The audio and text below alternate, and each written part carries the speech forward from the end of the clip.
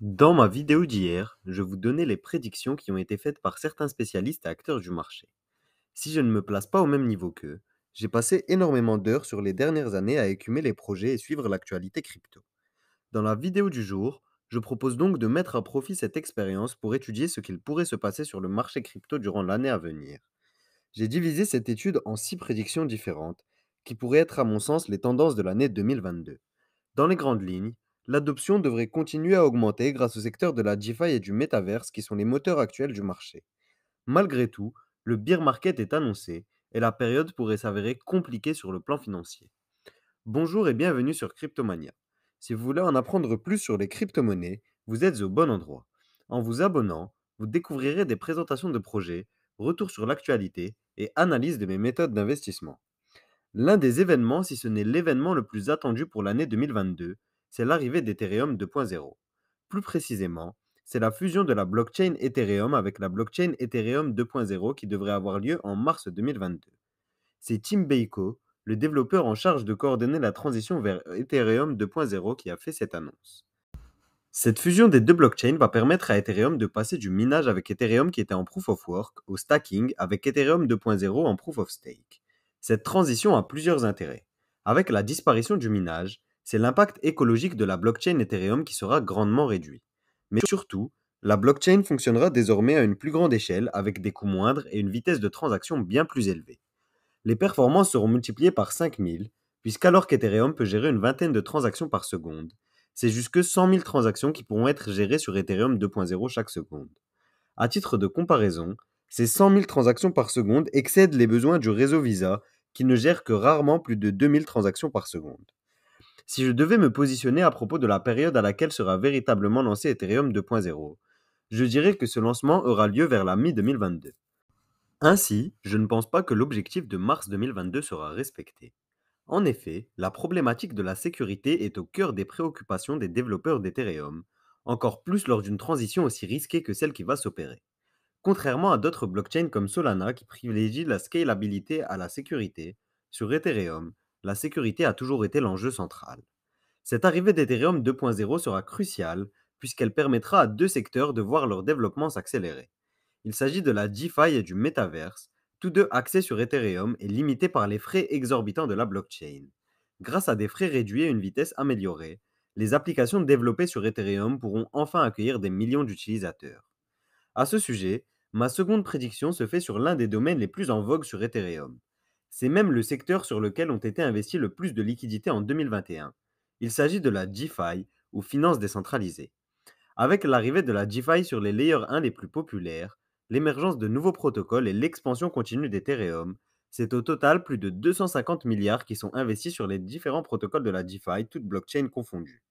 Pour moi, la DeFi sera toujours un des domaines les plus en vue en 2022, mais avec cette fois des modifications majeures.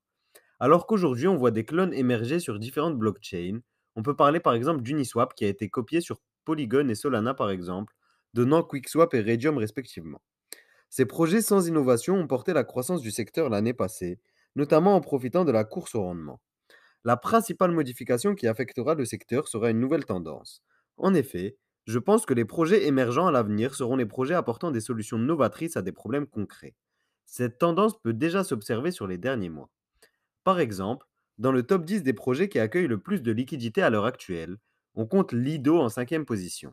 Lido est un protocole permettant le stacking liquide sur les blockchains Ethereum, Terra et Solana. Le stacking liquide consiste à profiter des récompenses du stacking, tout en conservant la possibilité d'utiliser ces tokens sur d'autres applications. Dans ce top 10, on retrouve également le Encore protocole. L'innovation apportée par ce protocole, c'est la possibilité de placer ces stablecoins avec un rendement stable.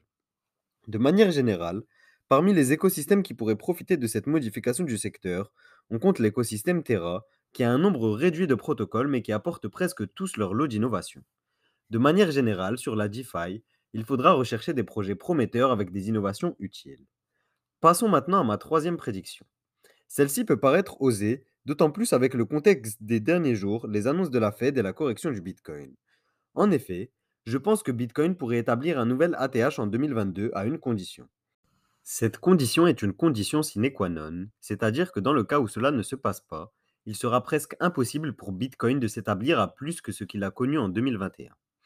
L'élément qui pourrait pousser Bitcoin vers le haut, c'est la possible arrivée d'un ETF Bitcoin dans les prochains mois. En octobre dernier, la SEC a approuvé le premier ETF Bitcoin futur, reposant donc sur les futurs et pas sur le Bitcoin directement. Malgré cela, cette annonce avait déjà porté le cours du Bitcoin vers de nouveaux sommets. Alors, l'approbation d'un ETF backé par de véritables Bitcoins du marché spot pourrait faire exploser les market caps des crypto-monnaies. En effet, les institutionnels seront beaucoup plus enclins à investir sur ces produits financiers régulés. Mais qu'est-ce qui m'amène à penser que la SEC pourrait approuver un ETF Bitcoin?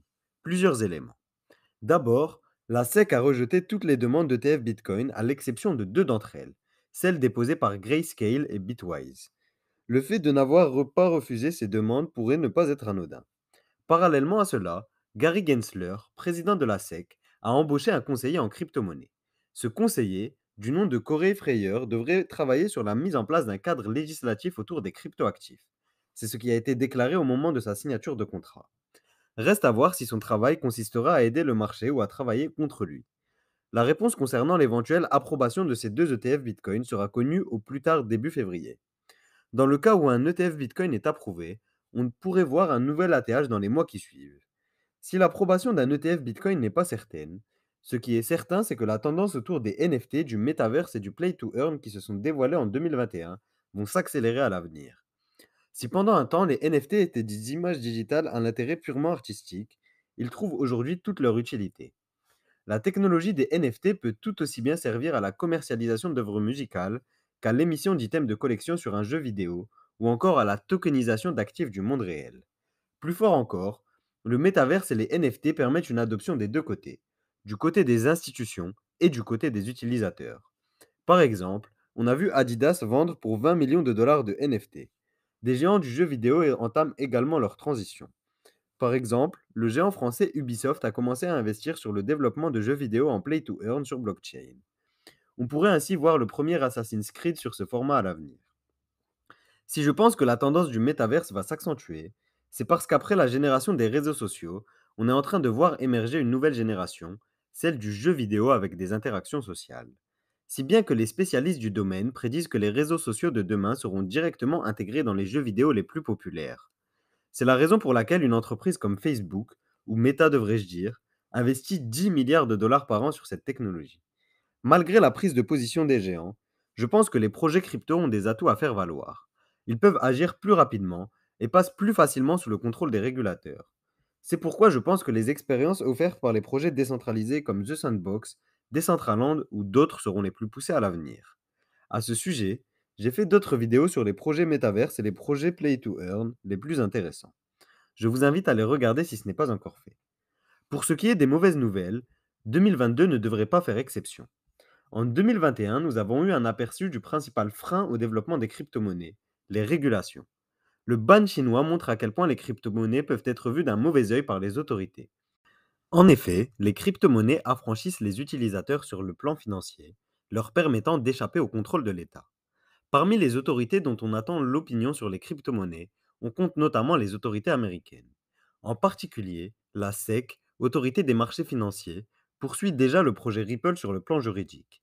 Gary Gensler, président de la SEC, a également abordé à plusieurs reprises la nécessaire régulation des stablecoins. Cette régulation des stablecoins pourrait faire couler le stablecoin USDT de Tether. De nombreuses rumeurs laissent à penser que ces fondamentaux ne sont pas solides et donc qu'il est un actif à haut niveau de risque. Le stablecoin UST, qui est le premier stablecoin algorithmique, pourrait en être le grand gagnant. Aussi, la régulation des stablecoins s'inscrira dans un cadre plus large de régulation de la DeFi. Dans ce contexte, des protocoles d'identification numérique pourraient être créés, permettant une certaine traçabilité des utilisateurs, comme ce qui est désormais requis en Corée du Sud par exemple. Si ces protocoles d'identification numérique se généralisent, ils pourraient être l'une des avancées les plus importantes de l'année 2022. Enfin, pour ma dernière prédiction, je vais revenir sur le sujet par lequel j'ai commencé. Avec l'arrivée d'Ethereum 2.0 qui est prévue, on peut penser que les Layer 2 de cette blockchain vont perdre en utilité. En effet, les Layer 2 avaient pour objectif d'améliorer les capacités d'Ethereum.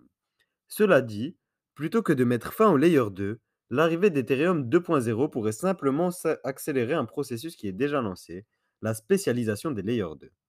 Par exemple, sur les derniers mois, On a vu émerger Immutable X, Layer 2 dédié au NFT qui permet le développement des jeux en play to earn avec des coûts de transaction réduits.